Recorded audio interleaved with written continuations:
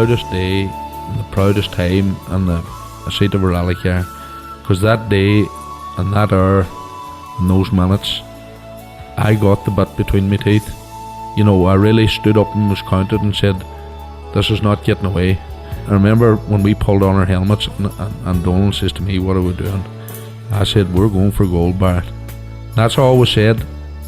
I can still picture that run. That was just the best run ever.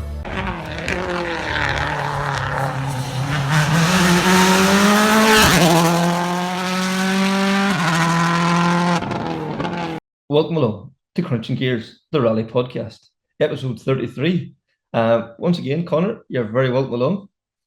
Kevin, thank you. Always my favourite time of the week to talk rallying, so I'm delighted to be here as usual. Yeah, it's always good now to talk. It is, for sure. In this episode, we'll look at the penultimate round of the BRC, the Trackrod Rally. We'll also look at Baltinglass Mini Stages. We'll look ahead then to Deja Vu and Rally New Zealand. We'll catch up with in this episode is Osian Pryce, the BRC champion, Arthur Kierans and Conor Mohan, also British champions. Paddy McCrudden co-driving for Ryan Loughran there at the weekend in Baltinglass.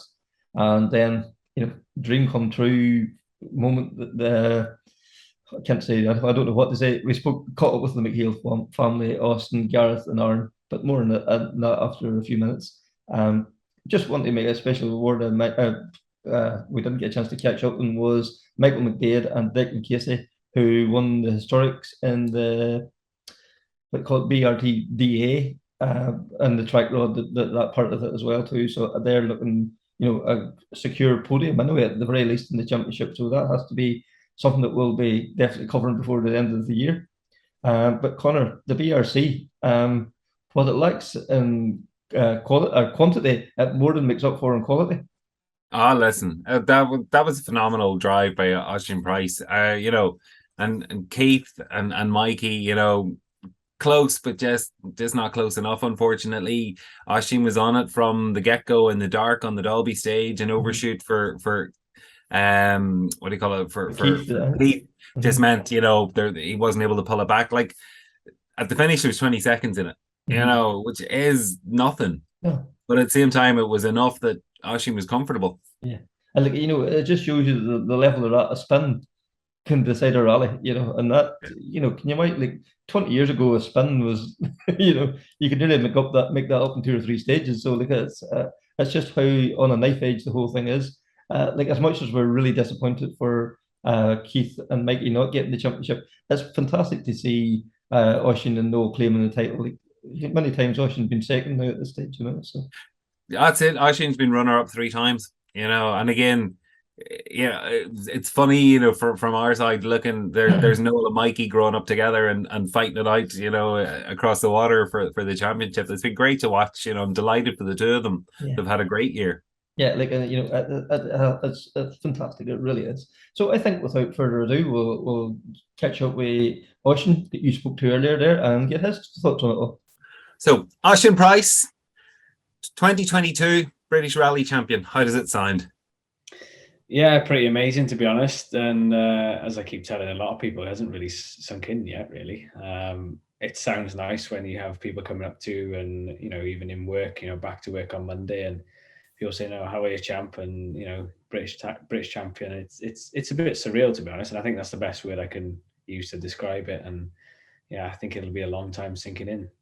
Yeah. And you had a really strong championship this year, but I suppose maybe on the second round, Jim Clark, where you were disqualified, I wondered did you have a bit of a uh-oh moment, this isn't going so well, or was it early enough in the championship that it wasn't a concern? Yeah, I think initially, we'd had such a great start, won the first round, and then going into that, it started well, obviously, and it didn't quite go to plan. But like I've said before in the past, I think by the time I'd got home from the rally that weekend, I'd forgotten about it and I was already thinking about the next event. And yeah, I suppose you could say it was very fortunate that it was early in the season. But actually, when you look at the drop scores, it actually did us a favour as well, to help us wrap the championship up a round early. So every cloud has a silver lining and all that, but wasn't easy at the time. But looking back, it's part of the season, and it is what it is. Yeah, and as I say, it was a fairly solid season. I'm right in thinking out of 5 rounds, you won 4 and were second on one of them. Yeah, we've had 4 wins this year. It's a dream really, and we've won against the best. All credit to Keith. He's second this year in the championship, but he's not 4 times champion for no reason. Him and Mikey have just been a great sport all year. We've been loved to be sort of having the banter between stages, and we've been up against the best crew really. So to take that fight to them, it's been pretty special, and gives us a lot of credibility and a lot of confidence going forward. Yeah, and interesting too. Noel and Mikey went to school together, and there they are fighting it out in the British round. Or in the British Championship. It's funny how 2 guys from a small place end up, on the British stage. Yeah, it's great for them. I mean, obviously, unfortunately, there has to be one of them that has to have the upset party. But, they're such close friends, and Mikey and Keith are sporting guys. They'd be pleased. Mikey would be pleased for Noel. I know he was really chuffed for him. So, that's just part of motorsport. I think. I've competed a lot against a lot of my friends, and it was quite a special thing for them, I suppose. Two guys from the same town, going for the same trophy, and obviously Noel managed to get it, and that was it. Yeah, and yourself, 3 times runners up, and finally now nailed it. Like, as you say, it hasn't sunk in yet, but I'm sure it must have been emotional at the end of the final stage. Yeah, I think that was probably the best word to describe it, to be honest. I think it was a moment of realization of what you'd achieved. There was bits through the weekend where it was you could drift off and get a bit emotional about what was going on. We'd had a good lead, really. I mean, 30 seconds doesn't sound a lot, but it's fairly comfortable when you think about it. When you compare to other rallies that we've done, it's been very, very close. But in actual fact, it's not. It's only a puncture or a spin, or that's how close things get. But I mean, crossing that final stage was again a surreal moment, and something that I thought that would maybe we'd never achieve. So when we crossed the finish line, to be honest, I still had to hear it from somebody else when they said, you've done it, you are British champions, and it was kind of a massive weight off my shoulders, really. So and of course my family were there as well, so to share that moment with them was obviously very, very special. Yeah, no, it's amazing when you have moments like that, and the family's around as well. So that, I suppose that's one of the great things about being more or less on home soil, even if you were up the road a bit in Yorkshire. Yeah, and again, it doesn't matter where I rally in the world or the UK, my family are always there. People who know me very well, that how much effort and passion that my family have for the sport and for my rallying. It's a very much from day one, it's been a family affair. So there's always an entourage that comes with us. A van load of people, and they're always there. Every rally, doesn't matter where you are. So it's got quite used to that, and it's special that they take so much away from it as well, because they've been such a huge part of the journey as well. That's it. There's a huge commitment to go rallying, and you really do need the support of the family around you to be away for long periods of time and spend a lot of weekends away from home as well. And is it too early to talk about next year? Is that it for this year? Will you be out again, or are you already looking at next year, or is it just let this sink in and see what the plans look like? Yeah, I think we'll let this sink in a little bit. We're not obviously going to do the last round. We did have a couple of little budget scares. Well, I say scares before the start of the year, really, that we had a shortfall for the end of the year, which we were lucky to sort of manage to get together a budget to do the Trackrod. But we didn't have the budget to do the Cambrian anyway, which in actual fact isn't such a bad thing now. We don't have to go. It's a shame, really. I was chatting to Reese from the championship only a few days ago, and I do, when I've supported the championship for so many years, I've been there till the very end, and it feels very strange not going to the last rally. But we can kind of focus on next year. initially I wasn't going to do anything next year. That's if I was going to win the title. I was quite prepared to take a bit of a step back and focus on helping my father and grandfather in the family business, because obviously that's the bread and butter of the family, and that's how I've been able to have this amazing opportunity. So but they're very much behind the fact that I need to ride the wave and keep going. So it's nice that I've still got their support, which was never in doubt really. But the fact that they're encouraging me to keep going, kind of makes me want to go even more. So there's probably one event that I'd like to do, and I've not done it in the past. I'd love to come over to Loughran and do the historics. I've, for one reason or another, probably not managed to do it for two years now. But maybe we can string something together for that in December. But we'll see. Work in progress for that one. Yeah. The date was announced today, so you have it's pushed back slightly, so you might have a little bit extra time to do a bit of fundraising. Yeah, I mean, from a funding kind of thing, it's not a huge rally. Obviously, a BD is a little bit cheaper to run than that 5K. Obviously, my own BD isn't well, it's quite actually far from being ready, so I'd have to rent a car for that. But it's a rally, like I say, I've wanted to do in the past and never really got around to putting all the sort of pieces of the jigsaw together. But it'd be a nice way to sort of enjoy the rest of the year, and maybe we could give Noel a bit of a clean sweep. He's won the legs, he's won the BRC, and maybe get him to win the historic rally. But I'd have to clear that one past him first, I think. Yeah, I think he'd be delighted now with the opportunity if it arose. All right. And you said there, I suppose the original plan was maybe to step back for the year, but I suppose it's pretty hard to do and not defend the crown now that you've taken the championship win. Yeah, I think it was summed up to me by one of my friends, really. You've worked so hard for years to try and get to a level in the sport where your results sort of speak for themselves and you don't have to sell yourself so hard. Winning the BRC potentially won't open any doors, as you've seen from guys that won it in the past.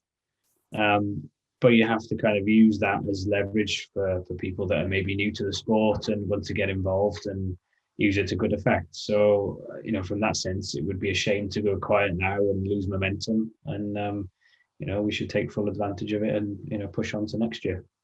And obviously you've competed before on in Ireland, and just wondering, at any stage in the future, do you think you'll ever follow Marion's, footsteps and have a rattle at the Irish Tarmac Championship? Well, to be honest, it's something that I've been considering this year. Obviously, with how the championship was going, and I wanted to maybe try and do something different for next year.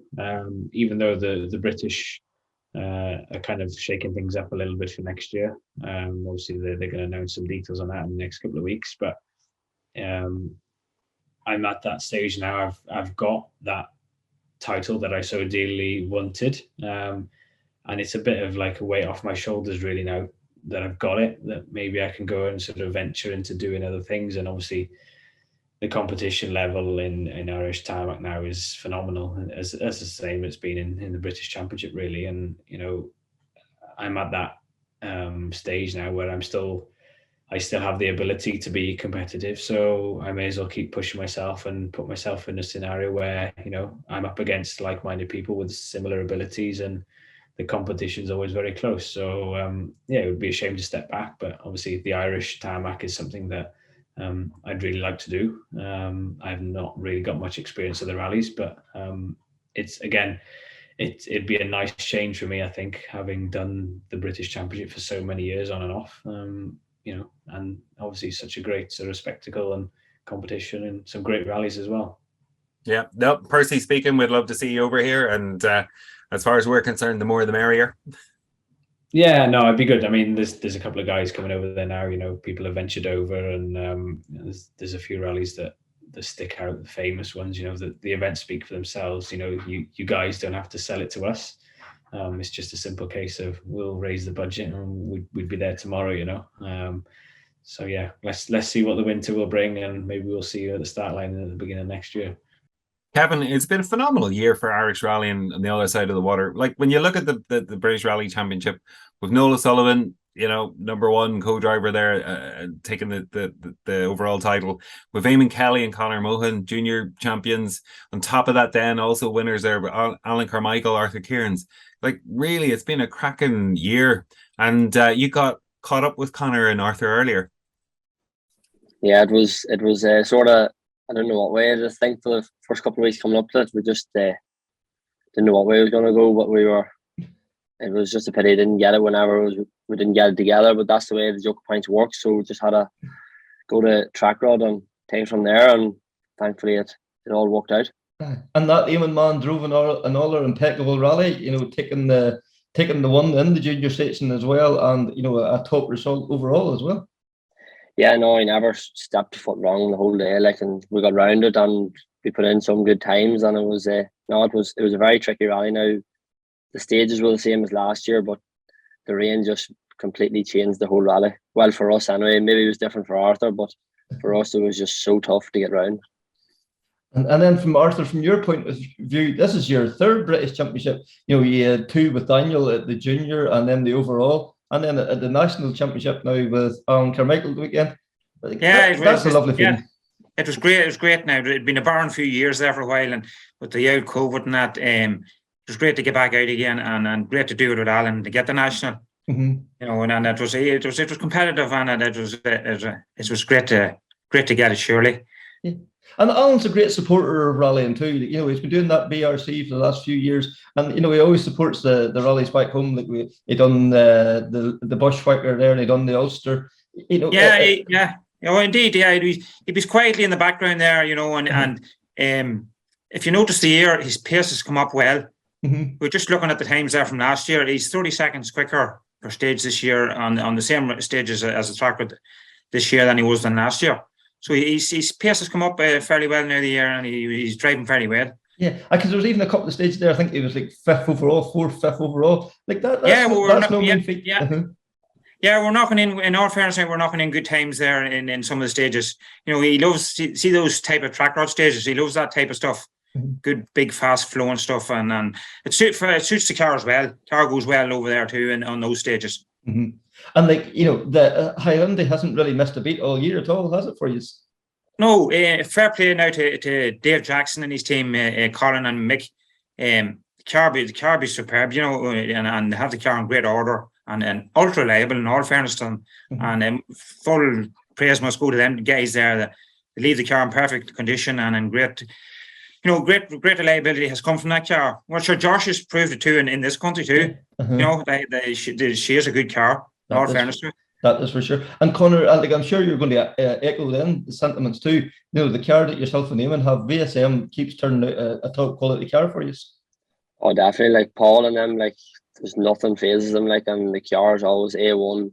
Every rally, you never have to worry about anything because Paul has it all under control. And to be fair, throughout the whole year, our finish rates, you can see it. The car has been perfect every rally. Yeah, and they get the weekend there a 1-2 for the team as well too, which is a nice way to round out the year for the team as well as for yourselves. Yeah, it was great to see Johnny getting second place. He's always been there, and we go to all the rallies together. We do everything together when we go out there. We all tag along with each other, and it's great to see him getting a good result. Mm-hmm. And it's his championship. Hopefully that he can get a good podium position now come the Cambrian if he has a good result. Excellent. Uh-huh. And will you just go to the Cambrian then as well? Is that still the plan? Well, we think we're going to aim for it anyway. We don't really know what we're going to go yet in, but we're hopefully going to go to it. Excellent. That's the plan. Excellent. And Arthur, from your point of view, will that do Alan for the championship, or will he round out the? Yeah, I think the car maybe on hire for the Cambrian. Right. His car. So no, he's not going to it then if the car is going to be hired. I think that's the plan. Mm-hmm. And Arthur, from your own point of view, you drive as well as the co-driving. Is there any particular side of the car you prefer being on? Well, you'd like the driving, but no, when the thing's going well in the co-driver seat, and a bit of crack and there's a bit of good competition and all, it is just great. Great feeling. Yeah. When you're, it doesn't matter who you're sitting with. Maybe with a lad in a junior or junior 1000 or a Nor 5 or a world car. If the guys are putting in the effort and trying their best. It's a great feeling, in all fairness. Yeah, and like I can imagine, like and doing the British Championship there was with Daniel a few years ago, and then doing now with Alan. You're competing on stages that used to be like household names in the RAC rally. Like we're thinking there at the weekend, Radnor was one of the stages. Like that must be like stepping at the start of the stages like that. It must be like pinch yourself that you're going to be heading down that stage now. Yeah, indeed. When you get to get on famous stages like that you're using GB and that, it's great to get into them, and then you get to know what the lay of the land and what the stages are like. You can't. Great stages over like in Yorkshire, the mighty stages, and Wales, Scotland. There's great stages now, great forestry stages. In all fairness to mighty roads. And like you've done the bushwhacker there as well. Like we talked last week about the great stages they put on. Like that was like as good a rally as you'll get anywhere, especially on the forest. I know the stages might be a wee bit on the short side, but they're for what they have, they're very good, aren't they? Oh, in all fairness, yeah, the stages in Oma were in perfect condition. In all fairness, just a wee bit short. That's the only fault with them. And the organisation was excellent as well. Perfect. And Conor, then from your own point of view, the entry list there come out for the harvest weekend. You're going to get another run in the polo. I'm sure you're looking forward to that. Yeah, I'm looking forward to getting back into it because the last time we were was Donegal, and to be fair, when you might just say the Sunday of Donegal, we were starting to show that we were punching in some good times, and he was starting to come on till the car fairly good. And I'm looking forward to the harvest now. Hopefully, the preparations all going, and we should be on for a good push to it now. Excellent. And just from my own point of view, I know a few days before the Donegal this year, you got a run with Donna in the S12B. That must have been like a boyhood dream come true there for that. Oh, that there was literally just all the boxes ticked. I couldn't believe it, but no, it was definitely there's nothing. I've always watched the S12Bs not there, but to get sitting on was just unbelievable. Because we were all standing about, and the minute the car fired up, everything just went quiet. It was like, yeah, literally, it was some piece of kit now. To be fair, unbelievable. Yes, and like Arthur, have you any plans now for the rest of the season? Will you see you in the harvest or? Yeah, I'm going. I think I might be at the harvest. All right. Myself and Conor, we're going to do the navies here in Monaghan. Yes.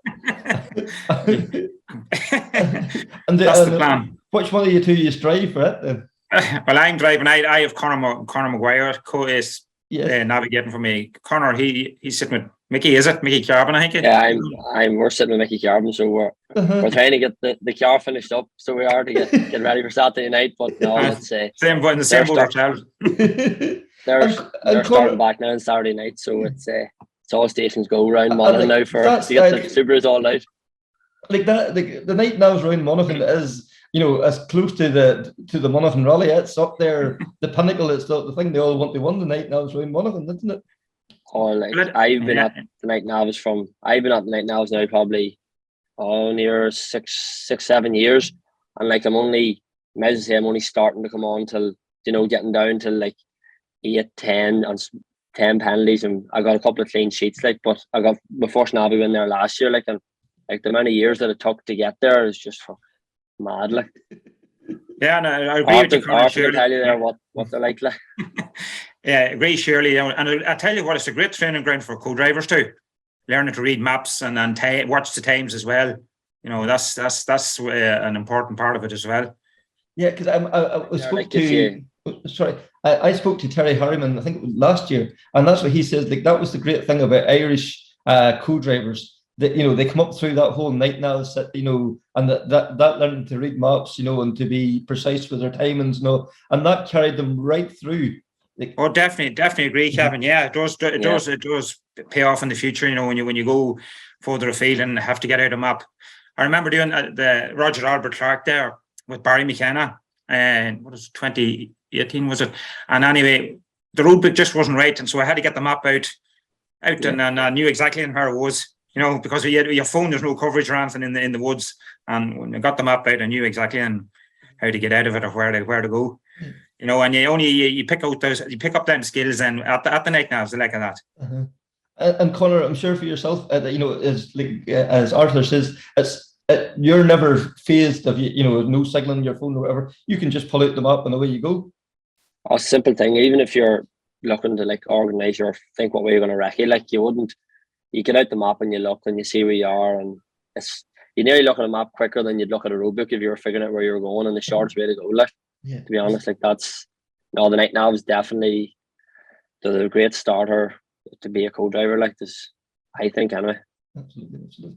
And then, we can't let this go past without mentioning another Monaghan man, Maurice Moffat. Great to see him back on the stages, Arthur, there at the weekend.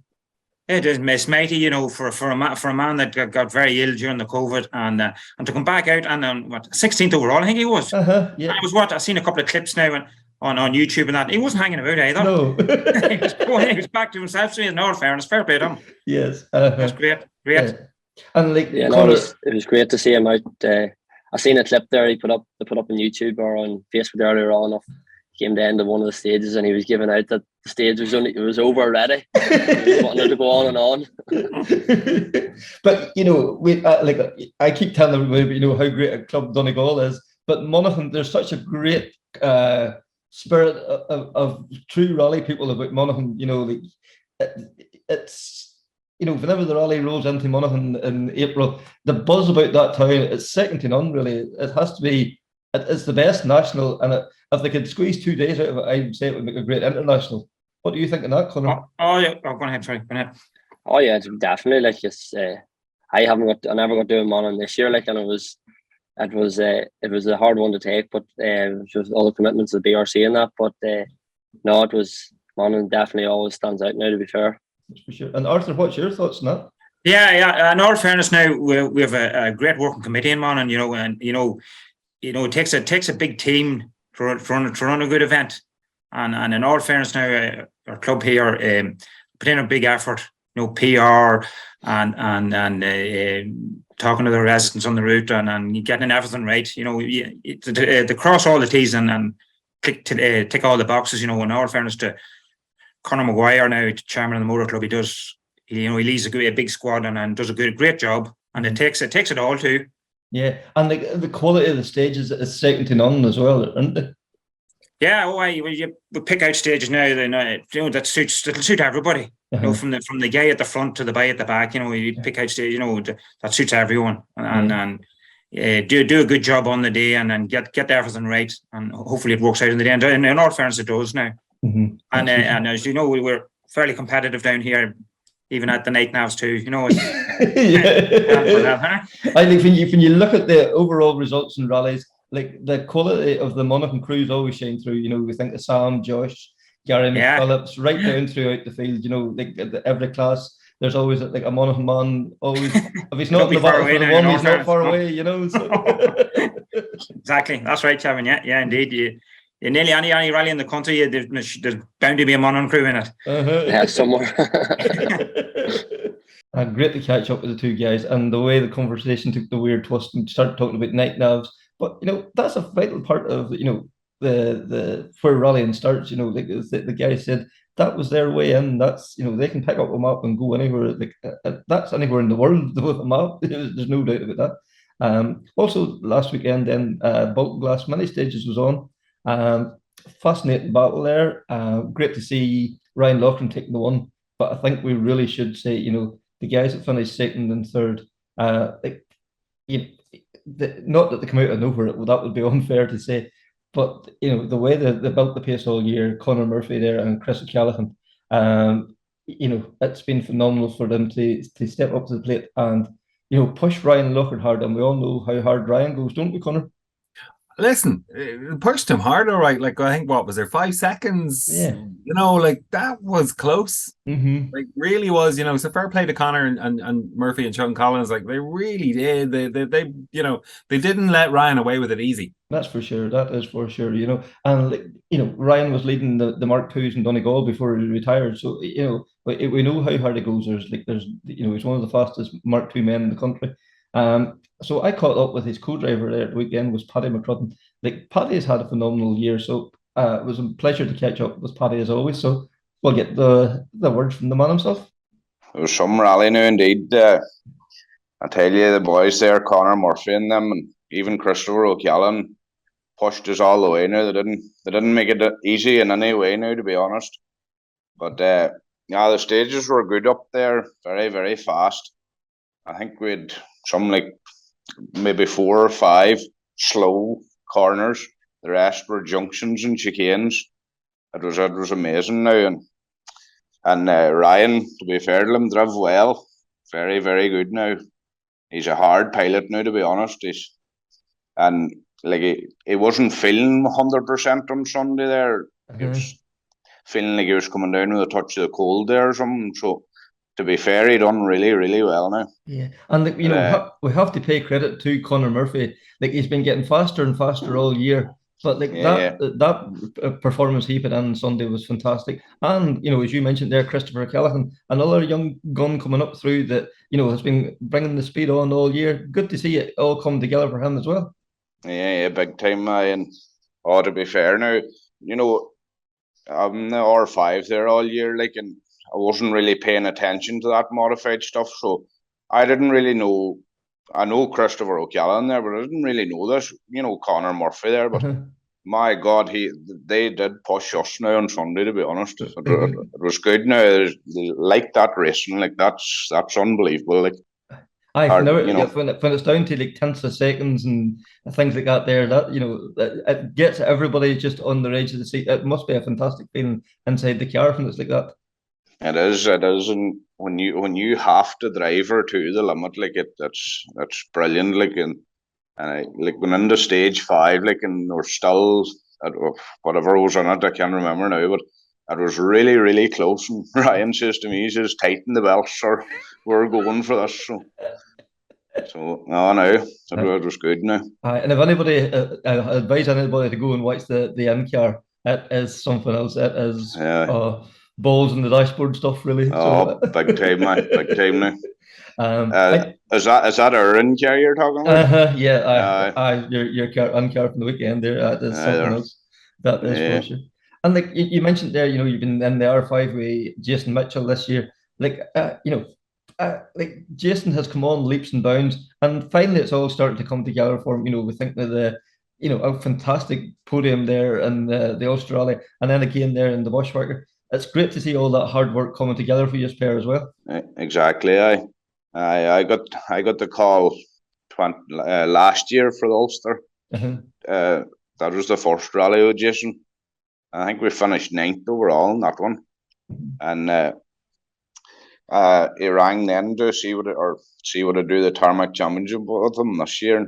And I said, sure, why not? I'll go for the spin, surely. And it didn't get off to a great start with engine in Galway and a couple of wee accidents here and there, but no, it's coming together now, and he's definitely coming on leaps and bounds now, definitely. Yeah, and like you couldn't say the Ulster like it fell into his lap. Yes, we're on that pace right from the start. And like it was thoroughly deserved.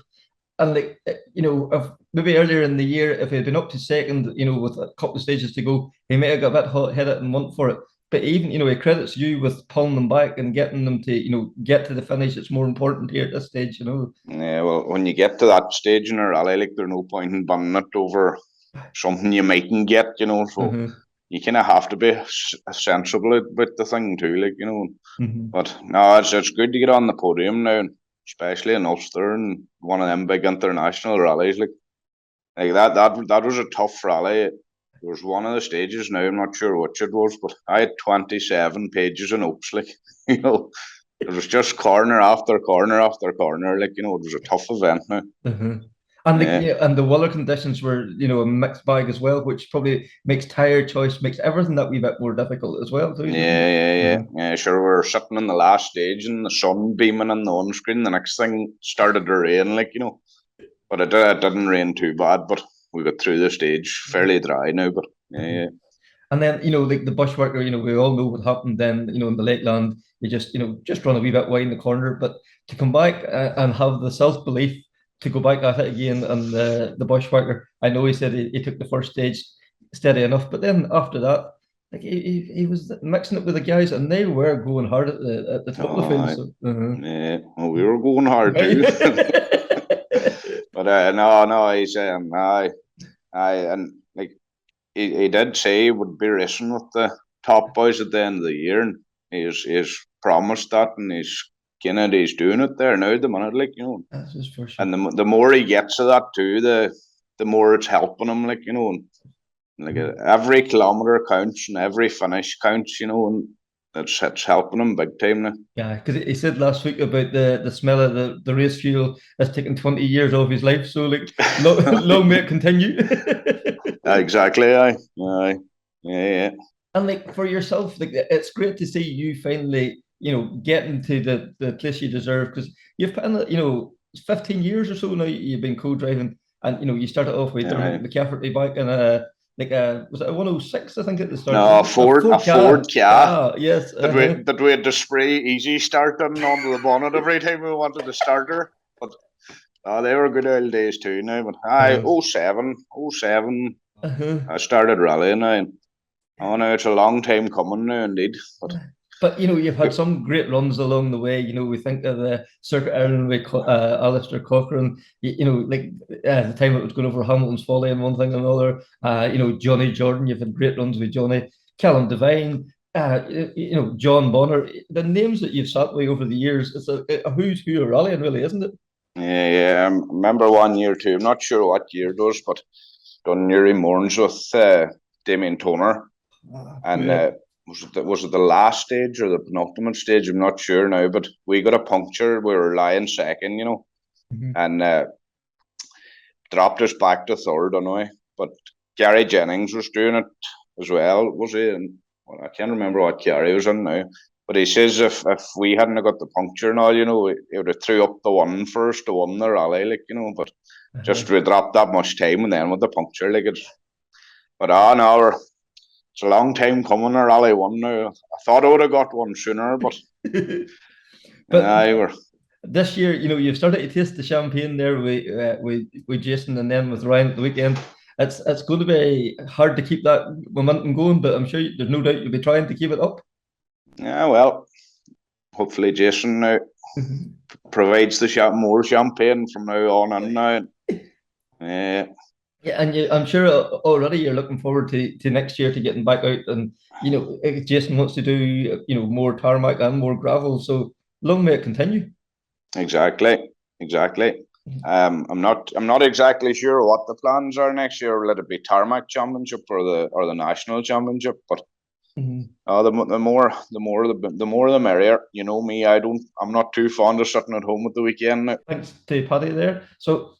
If anybody that knows me will know I'm not very often stuck for words, but you know, when we recorded this next interview was one of those times. What more can I say?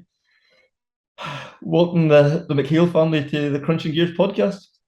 Had a good career, you know, and very good life in motorsport. You know, most enjoyable. Started fairly young, back in the twin cam days in the mid 70s. You know, so it's been a good few years. Okay. For sure. And like Aaron, like I always think of when I spoke to Conor Curley a couple of years ago, he always said whenever he was growing up, his father would tell everybody that the great rally driver he was. Like for you growing up in that household, were you going to rallying from a very early age? Yeah, I suppose we were lucky enough. Dad used to bring us all to all the rallies from the start, really. You know, I remember back even the circuit back in 81, 82, we always used to follow it down because the Easter weekend. We used to go to a lot of the rallies, Cork, Killarney and Galway as well at the start of the year. So we grew up in the motorsport, and obviously as the years went by, he was successful at it, and we really enjoyed it. We always look forward to going, and you have great memories as a kid going to the rallies all throughout the country. Yeah, and did you appreciate it at the time? You know how big a following he had out there, or was he just dad to you at that stage? I always remember the Cork 20 when he won that in '83. We were all down at it. It was a big thing to win the first international, and then I suppose the year after that he had signed to do the tarmac in the Opel, and that was a big deal. And you know the circuit at that time was beamed into everybody's house 5 nights a week, and there wasn't as many, like there's huge choice of sports now, but back then rallying had a huge following. You just see the old videos, the amount of people that supported the circuit throughout the country. And the circuit in '84 that was a big memory because we remember him leaving we were in the Skeffington Hotel in Galway that night, and I remember him coming out of a room trying to get some sleep, and then he went on to fly over the Mayo stages, and we thought the next morning that it would have been a huge thing for him, especially to win it back then, and the disappointment. But I suppose a couple of years later he made up for it. I remember in '86, even kids in school and had banners and all up for him from when he finished third that year. So like the circuit was the big rally then. That was the huge one, that everybody knew, and it used to be great coverage in the newspapers as well. So I suppose we did know from that age like what a deal it was.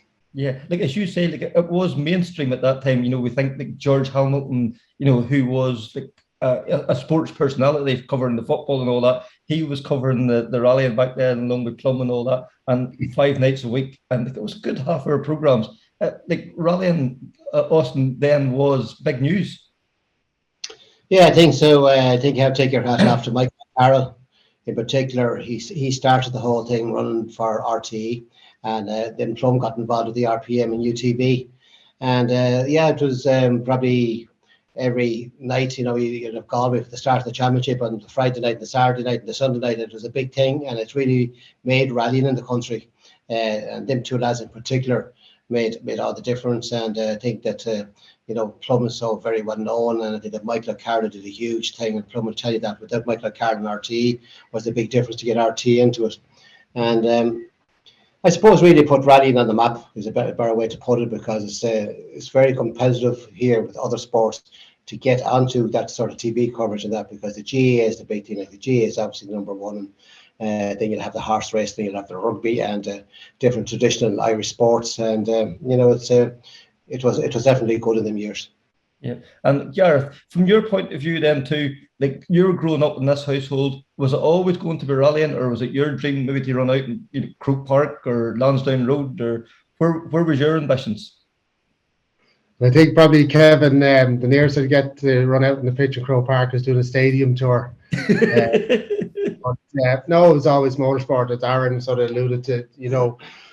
It's in our blood, and we grew up with it. And in fairness to Dad, he took us to all the rallies, and we grew up with it from the start. And our village, it was a small village back then, Rathcoole as well, and everybody was obviously all behind, as I said, with the Circuit of Ireland that used to pass through, go up into Wicklow Gap and that. And no, definitely motorsport and rallying in particular was the way to go. I was never really into the circuit racing or look about that. It was always rallying, and that's what I always wanted to do, and to throw a hand at it and try and see how we get on, For sure. And like Austin, we think of yourself and like the Titanic battles you had, like say with like Billy Coleman, Bertie Fisher, like James Cullen, Andrew Nesbitt, all household names still to this day.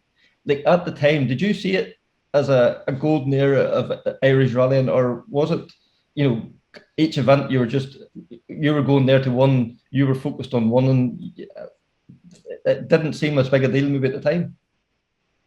Well, I think, the names that you've just mentioned, they're all very competitive. They're all only there for one reason, and that was to win. And obviously we were the same. And, starting back really, I suppose with me, it was back in the early 80s, 81, 82, we done the British Championship when we did that year in the Mintex. And then when we moved on, we got the Chevette, and we were, it was very competitive. Then you had the Ger Buckleys and you had Ari Vatanen over, and that year we were lying third going into Killarney on the circuit.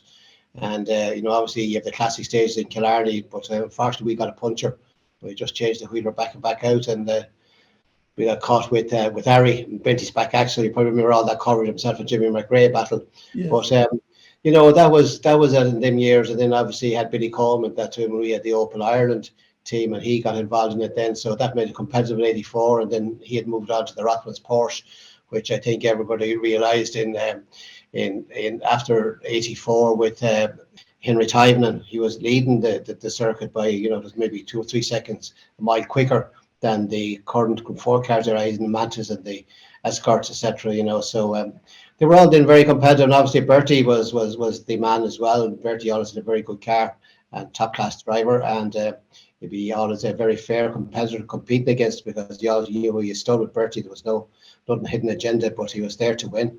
and the same as everybody else. And obviously James Cullen would be the same era, and who else would have been there in them years? You know, you had all the British lads, and Jimmy McRae and Russell Brooks, and Frank Marr obviously was coming up. He was maybe that slightly bit younger than the rest of us, and you know, the British Championship boys would come over for the circuit. You'd have them for the Ulster, and a lot of them at the time would come for Donegal as well, because it was around the European Championship and Galway. You know, so you had it was very, very competitive. You know, so moving on in the later years, obviously then they had Andrew Nesbitt, which I know as the welder. You know, so Andrew was always very dedicated. He was very serious about the sport, and once he got a competitive car, he had a competitive car for him to start, but he tended to go through the hedge more often than he did anything else. But when he got everything together and got everything sorted, he was practically unbeaten, but especially in Donegal, you know, which you realise. And you know, that was sort of up to the mid-90s, and like, I mean, at that stage, they're just moving on to a different generation, and starting the early 2000s or mid 2000s to the WRCs, the Subarus, and then coming on to the R5s and that, you know. So there's a different younger generation coming up, and I think like any sport, rallying is, you know, you have maybe to your early 30s to 40s. I know you probably say Sebastian Loeb is proven different now, you know, at 48, what he's after doing in the last rally in where was it? Portugal, wasn't it? Yeah, and Greece. Yeah. It just shows, but I think that's, you know, there is a time for everything, you know, so you do start to slow down, especially reflections that start to go on, you know. Well, hopefully now it's not the late 30s or early 40s.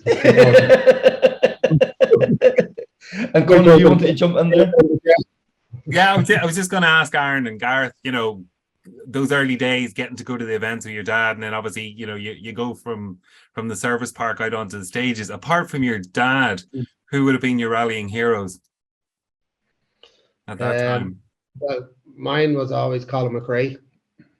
You know, further afield in the World Championship, I don't think anybody can touch him for his flamboyant driving style and his whole outlook on how he looked at the sport. He took everything in his stride and never let anything sort of phase him. And I think if it ever came down to any stage, but there's a battle at the end, you'd have to put your money on Colin McRae.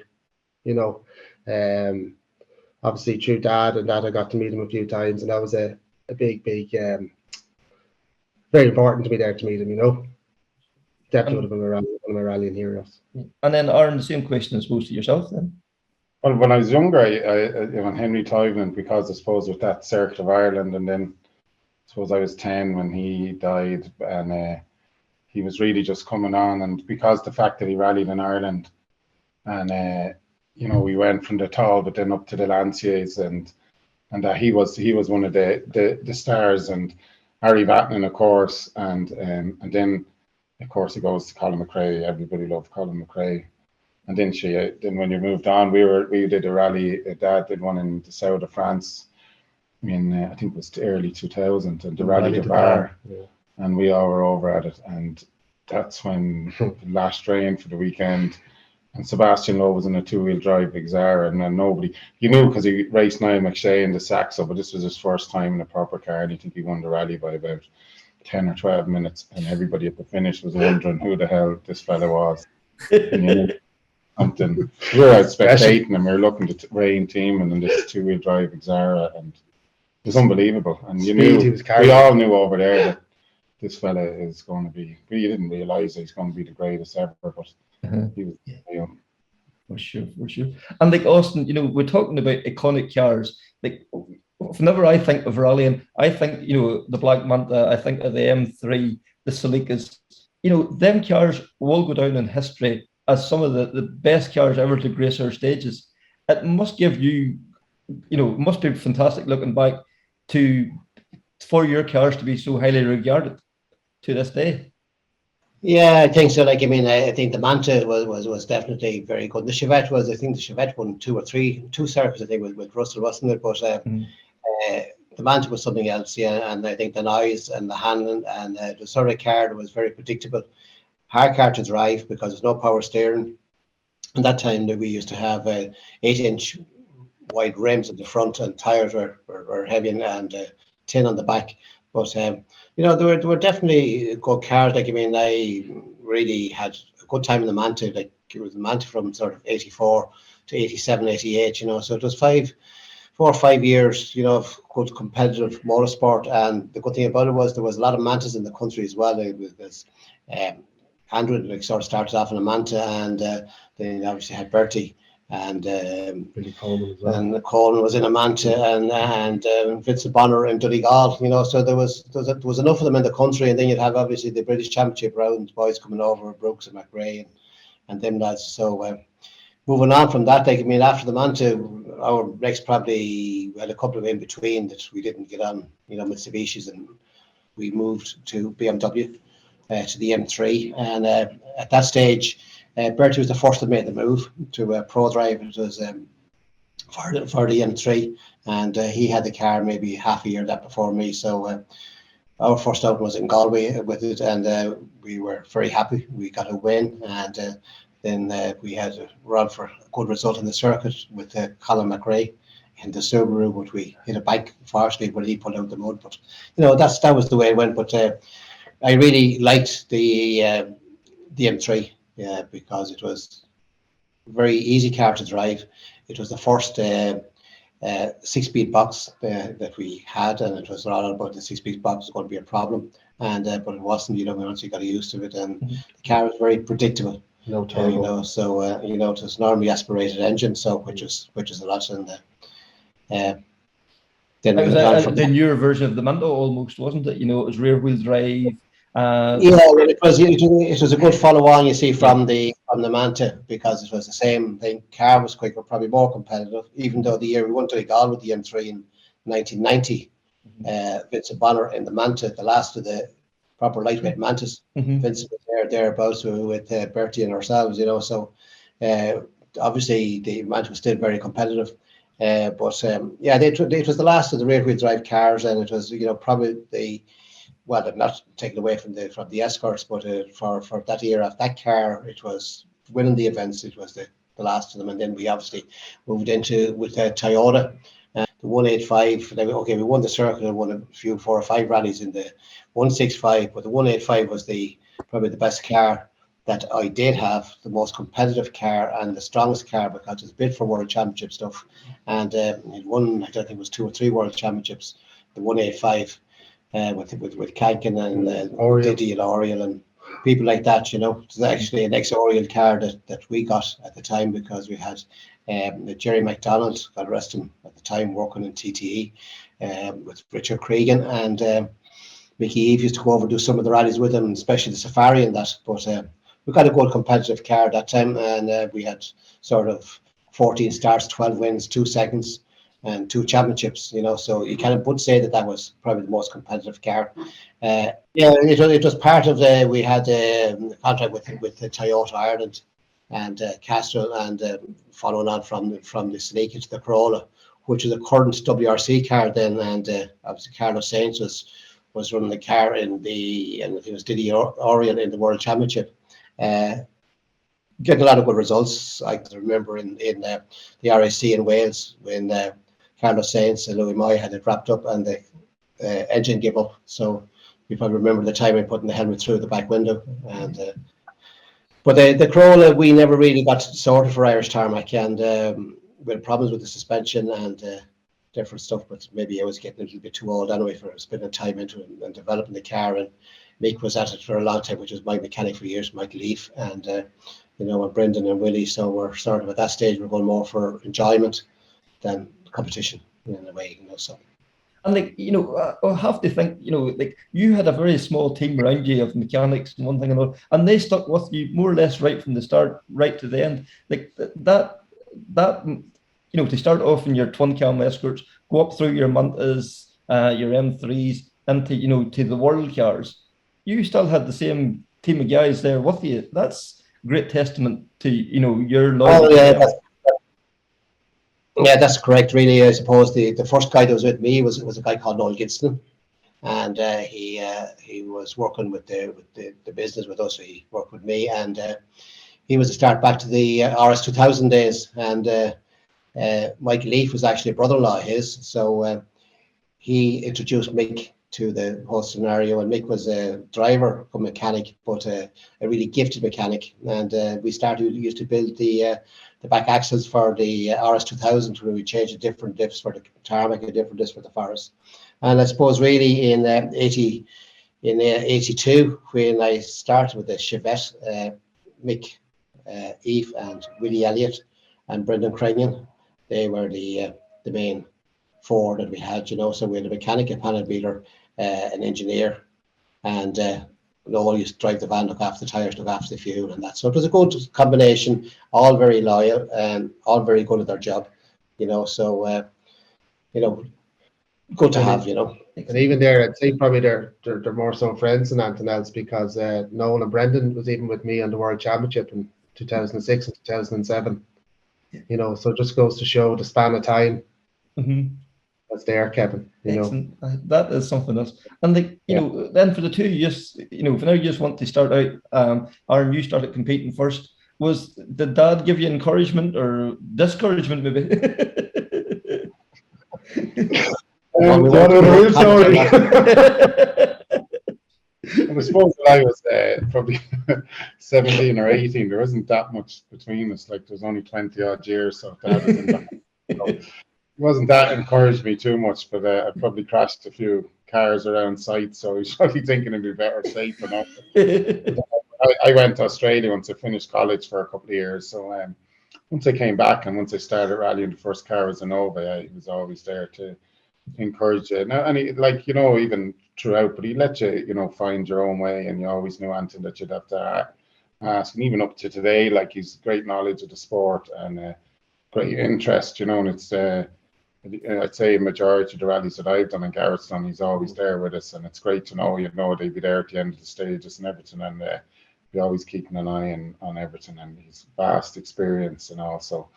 And then hopefully now in a few more years he'll be still there for the younger generation, and he'll be telling them different things and different tricks and all, so. Excellent. And Gareth, the same question I suppose to yourself.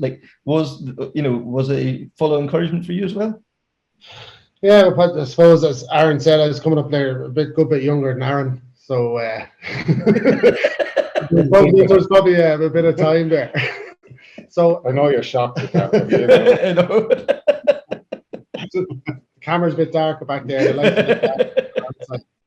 But no, yes, coming up, obviously, we looked at the starter to get the Honda Civic, and we got one off James Foley. But I suppose really where Dad's experience came is that he introduced Jerry McGarity into it there from the start, and to look about, obviously, the Peugeots are going that direction, which obviously stood to me tenfold over Kevin, to go into one make championship and go over there where all the cars are the same, and it's down to the driver to get that experience, and that did come from Dad, to go over and go that direction, and that sort of set me off then on the route where to go, and then obviously then with the cars and to get the Corolla there for the Forestry Championship that year in 2005 as well, that wouldn't have been possible without him, so and the sponsor, so everything sort of goes back to a family thing, you all have to support each other, and that's what we do. That's for sure. And in those early years, was the MacHale name, it helped maybe open doors, but did it bring its own pressures as well? Yeah, it probably did, Jay. Sort of people would probably expect you to deliver something straight out of the blocks when you have no experience or that, and try and find your own path as well and stand on your own 2 feet. So really, at the end of the day, when it comes down to rallying or motorsport, when you're behind the wheel, it's up to you, and there's nothing you can't hide behind 14 other players on a football field. So obviously it did, so that people would have an expectation, but it definitely opened up doors as well, of course, more so. It's definitely more of a positive than a negative, that's for sure. For sure. And we'll skip forward now a few years. When Rally Ireland come to call, the MacHale name was full square behind it. You supported the candidate event, and then whenever the big boys come to play, you landed there, 3 cars. What a lovely story. Father, 2 sons. I would say it was very important for the family to be involved in that, Austin. Yeah, I think so. Obviously, when it was starting to come to fruition with Ronan Morgan and the rest of the people who was involved in it, we were involved in a lot, and Willie John Dolan was a huge help that time up in getting things together in Sligo. But Yeah, for planning of the event and all beforehand, and for the first event, it was good. It was great to get all the competitors over, and they're delighted to be able to do it. Especially Gareth was leading it. The first run there with only a couple of stages left, and unfortunately got caught in the fog on a late note for a better description. It was down to a 90 left. He was already in the bank when he knew about it. But maybe we'd blame the fog for that at the moment. But anyway, that's the way it went. And yeah, I think it was great for Ireland. And we put a lot of money and effort into it for the 2 years. Unfortunately, it didn't continue. And it definitely wasn't our fault or for trying our Rollins either, but it just wasn't to be at the time, you know. So it was great to be obviously competing, have Gareth and Aaron competing in it as well, you know. So and in competitive cars there were at the time because it was 3 focuses, and you know, sort of nice memories to have. For sure. And like Aaron, from your point of view, to line up in a WRC event in your own home country with your brother and your dad, that's special, isn't it?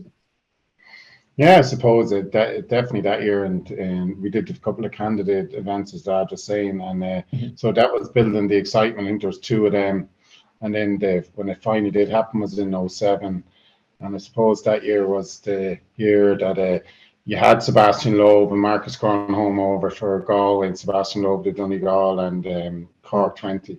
So it was kind of building, and that was I suppose that was the real pinnacle of the WRCs in Ireland. You know, the 25 start in Malls Gap, and we won the national that year. And then at the end in November to go, and I'd never forget it anyway. Like to do the Rally Ireland in that time in Sligo, and the whole razzmatazz that it brings, and for the 3 of us then to have the 3 focuses there.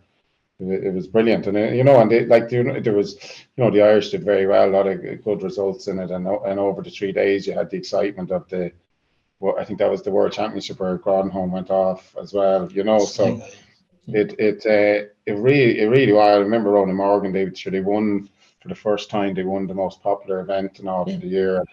Everything was really on the up. It's just, I suppose, unfortunate. It did run again then at the start of the 09, I think it was, and rallies were taking a break, but your 09 was the start of a worldwide recession, and that probably kind of affected it.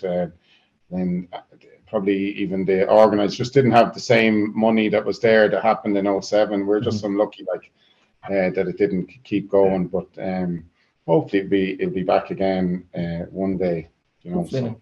And Gareth, one of my memories of yourself is Galway in 07. The year Grönholm was there. Like, this focus come round the corner. The next car on the road was another focus, you know, almost the sister car of it, and it was yourself. Like, at that time, you know, you had the latest spec car. Yeah, we did, and we're very, very lucky to have it. You know, as you sort of said there, we were doing a couple of rounds of the World Championship there, and we got the budget there together to go and do some more rounds there in 2007, and it gave us the opportunity then to get into the 06 car. And even though when you had the likes of Marcus Grönholm coming over and doing the first round of the Tarmac Championship, it's great for the whole championship, and obviously M Sport, and as Aaron said there, with Citroen coming over to do 2 rounds of the other Tarmac Championship there with Donegal and Cork. It shows really the specialist sort of nature that we have here in the Tarmac Championship, how the World Championship lads take it so serious to come, you know. And it was definitely great to be able to compete in an 06 focus, and it's probably one of the most famous 06 focuses that they have in M Sport, most successful ones, because it's won Monte Carlo with Marcus Grönholm, and I think they won Sweden as well. So could have won maybe 3 World Rally Championships, but it's great there. It's still here, and it'll be Nothing to go anywhere soon. Deja vu. Yeah, you can be out next weekend, or this coming weekend in Westport.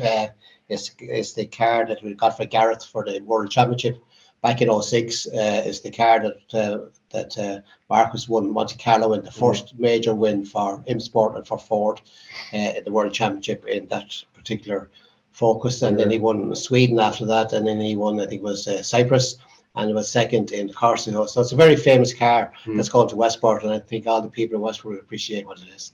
Sure, obviously, Gareth got a lot of very good results in it, and it's the car that you've seen coming from Galway on one of the stages. Yes. after Krunching. But the fact that when you had the likes of Grundle Morgan in the factory supported car, and like I realised one thing over the years, you might think the car might look the same and might be everything else, but you don't have the ultimate. There's that 10% that you will get, that the factory will give to their drivers, and rightly so, that will come down the line at a later stage. So we're now joined by the next generation of the MacHale family. In front of Aaron, we have, Senan, and then in front of Austin, we have Adam, and then in front of Gareth, we have Sebastian and, what's your name? Oren. Oren. Hi, Oren. How are you? This is my youngest here, Kevin. So, lads, you are all taking part in Deja Vu this weekend. Are you all looking forward to the run out with your dad and your grandfather? Yeah.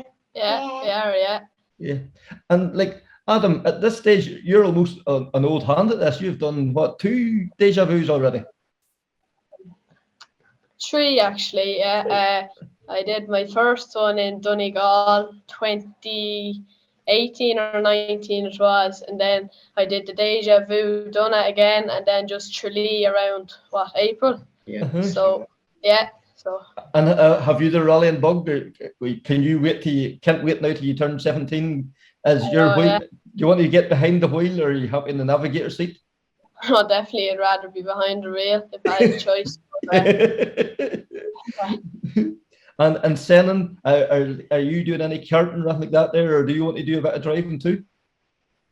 Yeah, I have a racing buggy at home, and I have a go-kart. Oh, so and from Sebastian, I suppose the question has to be asked: are you named after Sebastian Loeb or Sebastian Ogier? Yeah. Are you Sebastian Loeb. So, are you a Sebastian Loeb fan, or would you prefer Sebastian Ogier? My dad. Oh, good answer. You're going to get extra pocket money this week. Yeah. Get 2 extra jellies. So it's great to see the next generation of MacHales, that we know that the rallying is going to be in safe hands for a few more years to come now. Yeah, because we go to the follow on. It's great to see we have 9 grandkids in total, and there's 7 lads, and this is the youngest lad here, Oren. So they're into motorsport big time. Our Gareth as well, our Adam is well able to drive at the moment, and takes the Jeep out and takes her spin around beans or whatever, and no problem to him. So yes, it will follow on, please God. Whether I'll ever live long enough to see them, I don't know, but they're there anyway, you know. So. No, it's great to see, and it's lovely to see that next generation coming along and has the interest to keep it going as well. Yeah, it's fantastic. We're delighted, yeah. Yeah, definitely. They're the bug is strong there, and the family coming through, Kevin. That's for sure. Excellent. And Adam, what do you call it? What's it like? You know, you said you've 3 Deja Vus under your belt so far. What's it like having a famous grandfather and everybody wanting to come up and get his autograph and chat to him? It's just I don't know, because I'd be wanting to get a famous person's autograph, and it's mad to see my granddad being able to do it. Yeah, so you're all right. No, he's delighted because he gave autographs. We'll be giving autographs this weekend, and he's into the GAA big time, and good at getting autographs. And Aidan O'Shea from Mayo is his #1 footballer. Brilliant. You know, and he's getting him to come to the Deja Vu this weekend. So yeah, he does. He loves it, and he really loves the sport, and he loves to see people coming up, and of course to get autographs. And we're getting his autographs this weekend. Yes, because I'll not belong to the rest for his autograph too. He'll be the next generation. He'll be the next star. Senan's 2 granddads are doing the Deja Vu because his granddad's John Duffy, which is Killian's father. So, yes. So he'll have 2 granddads doing it. So it'll be good. You It'll know, be 2 very granddads. busy. Yeah, so it's a good big family connection. Yes. Yeah. And then from Sebastian's point of view, are you looking forward to getting out with Dad on Saturday as well? Yeah. This is his mechanic here, Oren. He's taking over from Brian Murphy, aren't you? Yeah. They need 3 seats. Brian is supposed to come to the Deja Vu, and then in Galway, Sebastian said, "No, I'm going with Daddy." Brilliant. And Oren has his racing buggy and everything at home as well, and he's only 6, and he's able to do that. And football man as well, Kevin, as you can see. Liverpool man. Liverpool and PSG, yeah. Everybody's got their problems, I suppose. I got the new kit too. You've the new kit and all, yes. Very cool. Austin, from your own point of view, this Deja Vu at the weekend, this has been run in your honour. That's that's a lovely a thing by Beatty and Plum to do that. Yeah, definitely. As Adam said to you there, we've done a few, and BT and Plum got onto me there for the one in Donegal, and it's in Donegal town actually. And sort of what car would we use? I said we use the Extra Vision M3, which was a huge attraction, a very popular car to the extent that it looked very well in the black and gold, the Extra Vision colours and all that, and all the razzmatazz that Extra Vision brought to the events and all was great. It's nearly as good as the Rothmans girls over the years and that, So we used that, and then had Danny Kelly's, and Danny with no car for Danny Kelly's. He gave me a car for that. The car we were to bring, there was a problem with it the weekend before, so we used the M3 actually there again. It was Donna's M3, and then Tralee I used the 06 Gareth WRC Focus car, and I'm using the same in Westport. This weekend. And like this event has been run in your honour, like that. It's going back to your homeland. That's a nice touch bit again.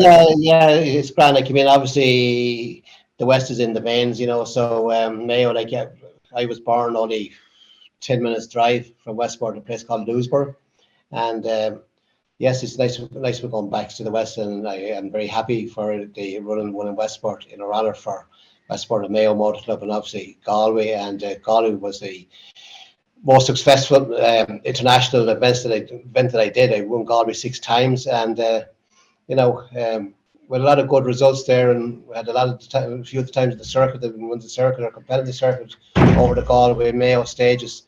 We'd be always very competitive, and so be interesting. And yes, we are, and it will be a good weekend, and there's a great crowd going to it, and Westport is a lovely town in Ireland. It's one of the top towns in the country, and I guess huge tourist attraction and that, Westport is a beautiful town. Like it's a tourist town at any time of the year, but this weekend's going to be extra special.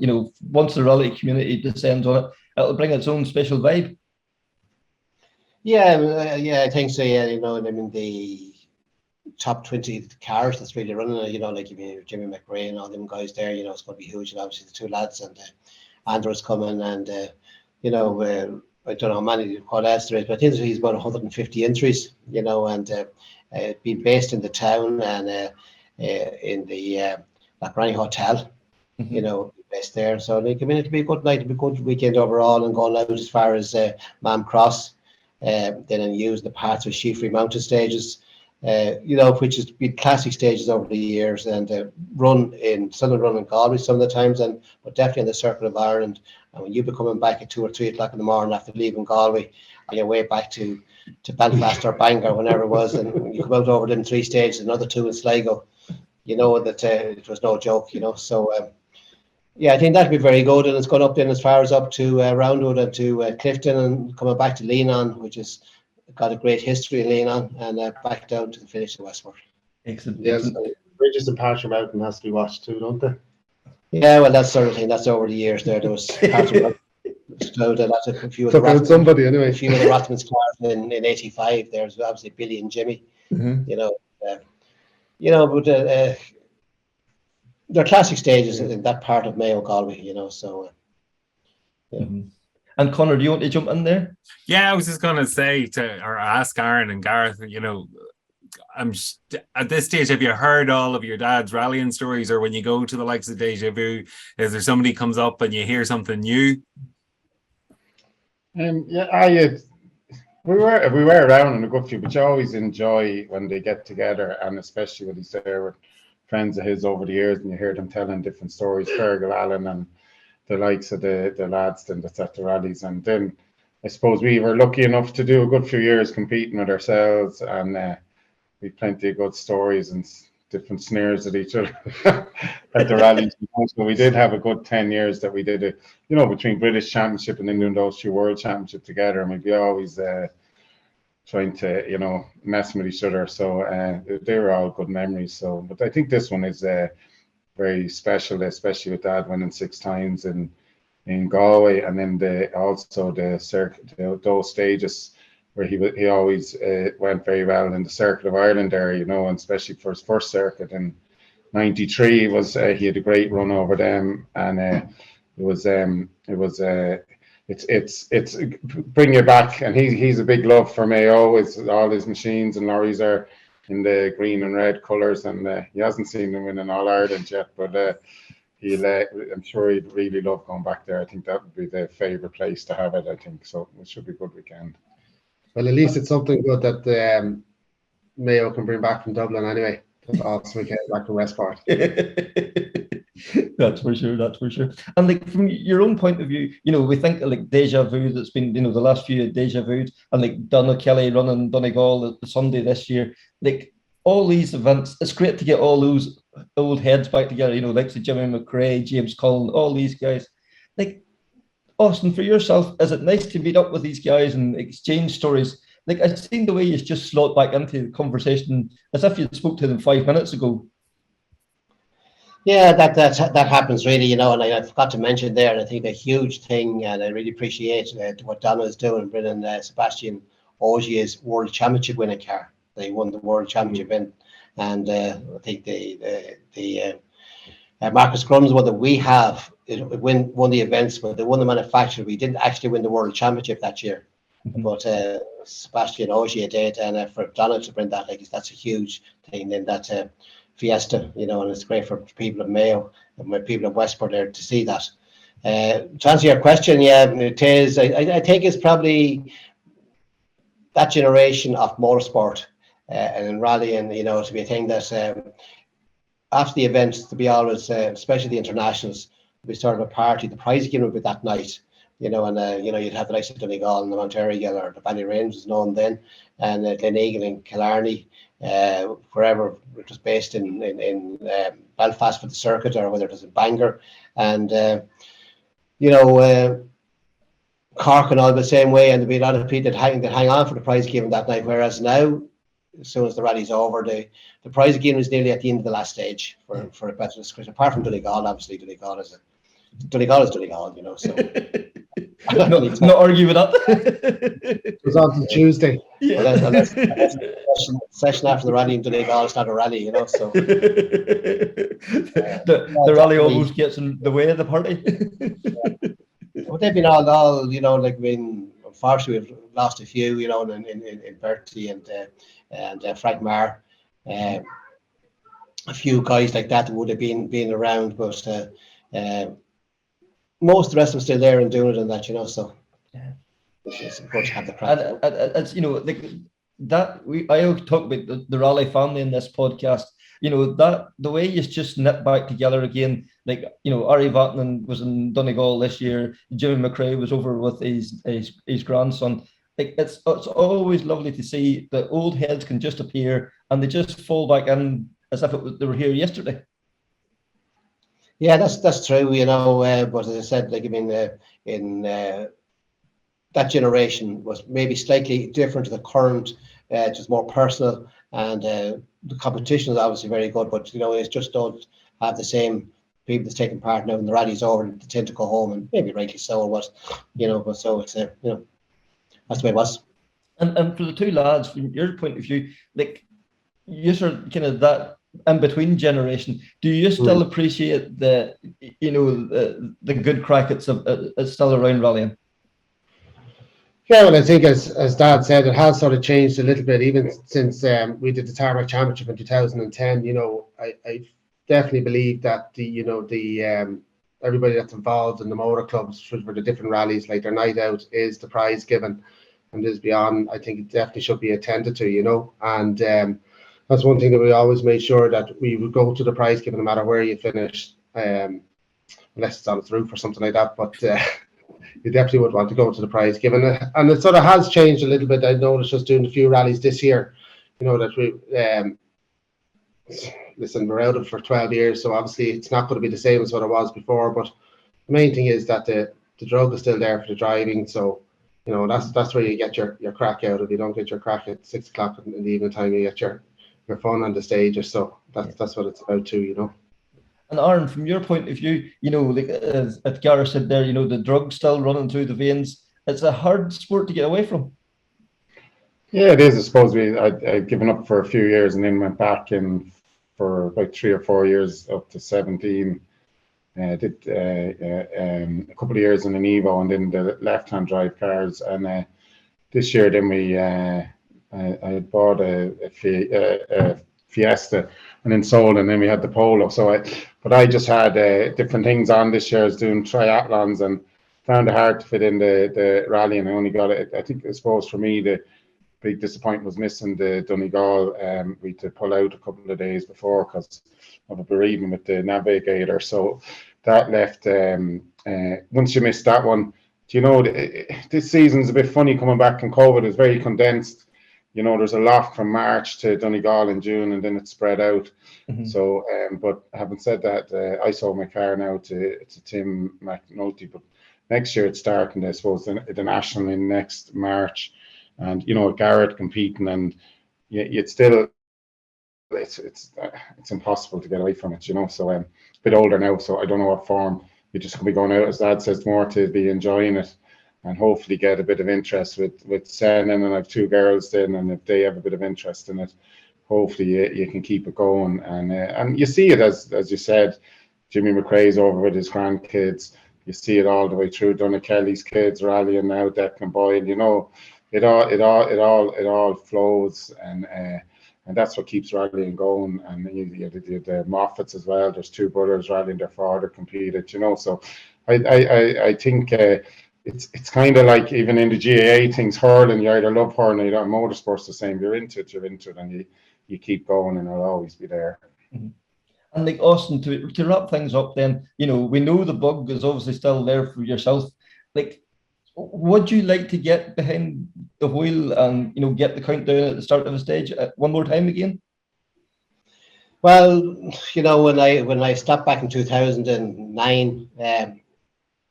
I had the intention of not stopping as such, but to do another couple of rallies at least, So the car, the O6 car that we have, I would like to do an event in that, because Gareth was doing the World Championship and he was doing the International Championship here, and I never drove the car. But it's still a very competitive car.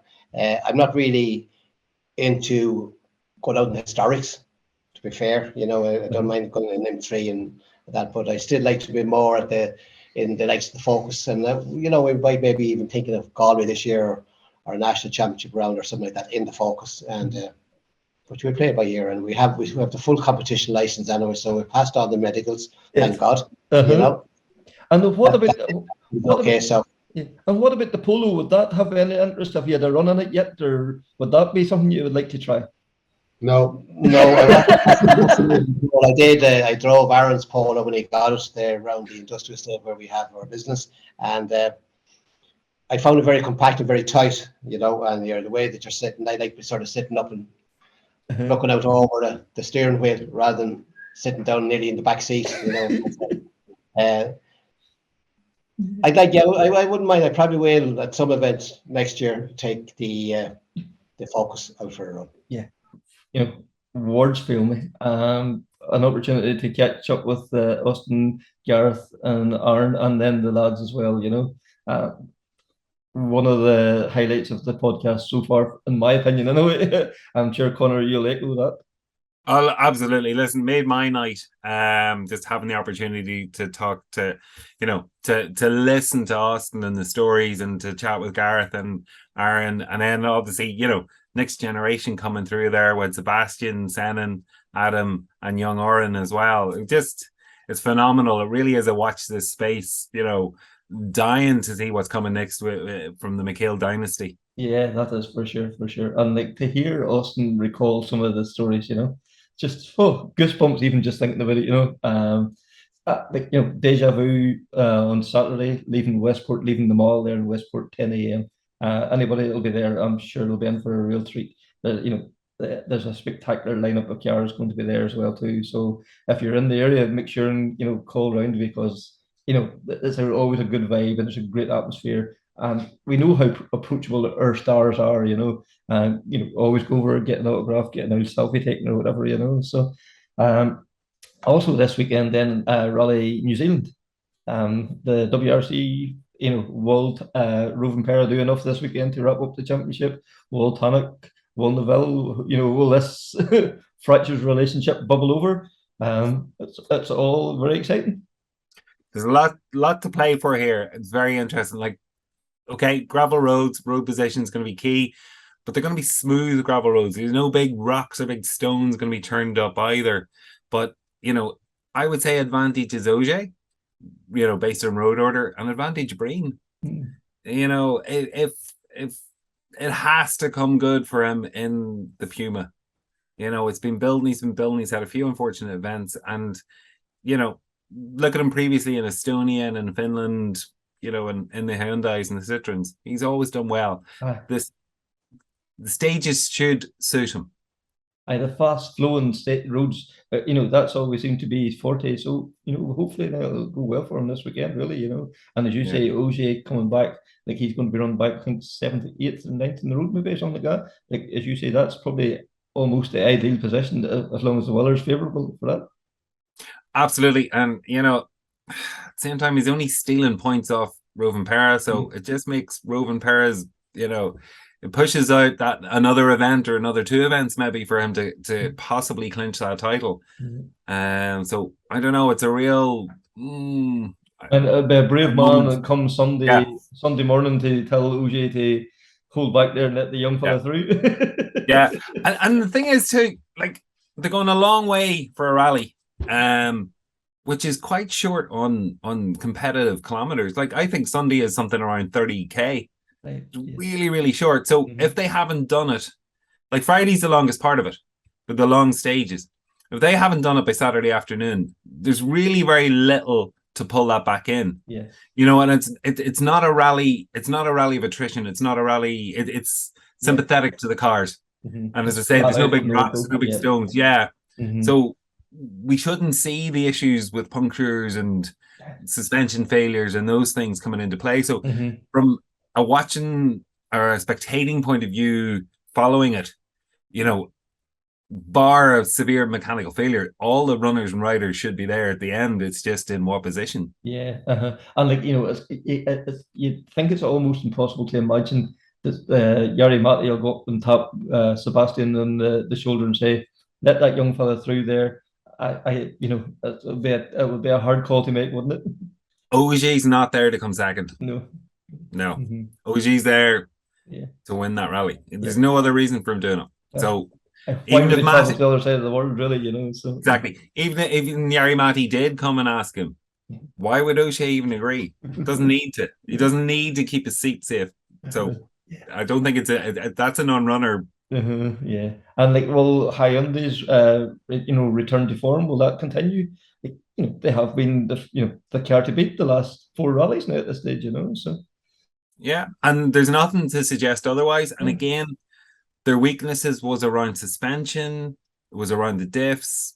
That's not, shouldn't be affecting them this time around. They seem to be well sorted and well under control now at this stage, so. Exactly.